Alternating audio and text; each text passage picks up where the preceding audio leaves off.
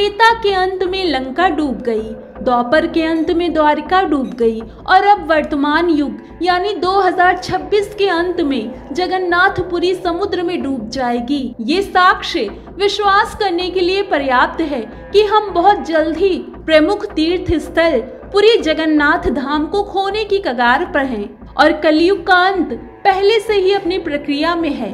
अगर आपने ऋषि अच्युतानंद दास और पंच सखा द्वारा रचित भविष्य मल्लिका के बारे में सुना है तो आपको ये जानकर आश्चर्य हो सकता है कि इस पुस्तक में लिखी कई भविष्यवाणियां सच हो चुकी हैं। तो पुरी मंदिर से जुड़ी भविष्यवाणी और मंदिर के समुद्र में डूबने की बात भी मानी जाती है। जाहिर है कि भविष्य मल्लिका द्वारा पुरी जगन्नाथ मंदिर पर की गई भविष्यवाणियां मिथक नहीं है। हालांकि हम इसे बदल नहीं सकते या मन को इस पर विश्वास करने के लिए मजबूर नहीं कर सकते, लेकिन हम अच्युतानंद दास जी द्वारा रचित भविष्य मल्लिका में बताई गई घटना को बदल या मजबूर नहीं कर सकते। आइए हम जगन्नाथपुरी मंदिर में भविष्य मल्लिका द्वारा की गई भविष्यवाणियों पर नजर डालते हैं। अच्युतानंद दास जी ने भविष्य मल्लिका में लिखा था कि पुरी धाम के मुख्य मंदिर से एक भारी पत्थर गिरेगा और ये कलयुग के अंत की शुरुआत का स्पष्ट संकेत होगा।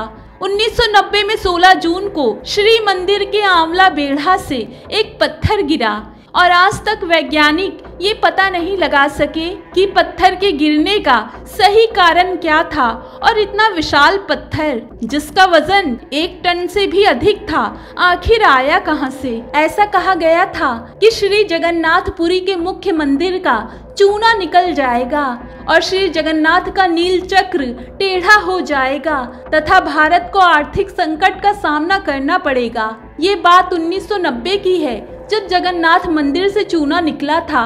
तब भारत भयंकर आर्थिक संकट से जूझ रहा था और उस समय के प्रधानमंत्री डॉक्टर चंद्रशेखर के मार्गदर्शन से ये संकट सुलझ गया था। फिर 600 साल पहले अच्युतानंद दास जी ने जो भविष्यवाणी की थी वो पंक्तियां सही साबित हुई। कहा गया था कि अरुण स्तंभ पर गिद्ध बैठेगा जो मानवता के लिए अच्छा संकेत नहीं होगा। ये घटना जुलाई 2020 में घटी और एक बार फिर भविष्य मल्लिका की भविष्यवाणी सही साबित हुई। भविष्य मल्लिका में ये भी उल्लेख किया गया है कि जब कलियुग का शासन अपने उच्चतम चरण में होगा तो तूफान के कारण कल्पवता वृक्ष उखड़ जाएगा।